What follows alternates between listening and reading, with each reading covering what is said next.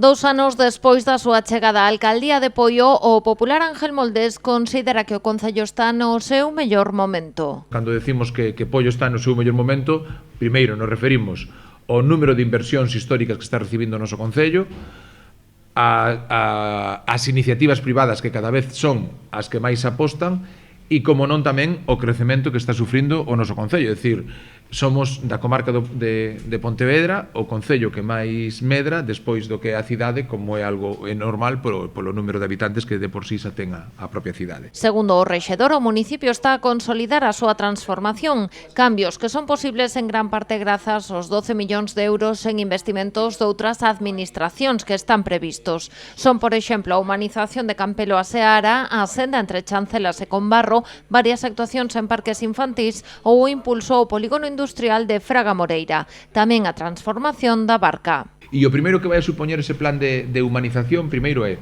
integrar todo o que é a zona da Barca con Pontevedra, dar unha accesibilidade e, de alguna maneira, activar toda esa zona. É dicir, resulta curioso que foi anunciar esta actuación e a cantidad de iniciativas que se empezaron a poñer en marcha ao redor da zona da Barca. Moldés tamén destacou a xestión do seu equipo á hora de ampliar os aparcadoiros dispoñibles no municipio e no referente ao contrato da auga.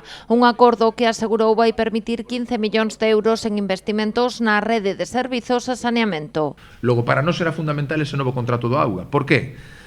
Porque ese novo contrato do auga iba a dar resposta a esas zoas que non teñen nin auga nin saneamento. No noso contrato o que facemos é, hai dúas fases, un primeiro ano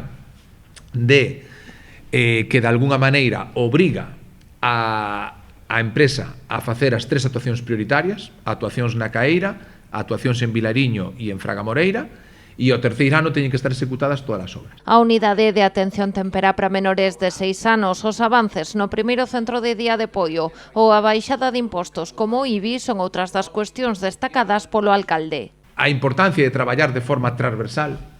É moi importante que aquí nadie di isto é da área de cultura, isto é da área de medio ambiente, isto é da área de urbanismo, isto é da área de turismo. Non, é dicir, isto é do concello.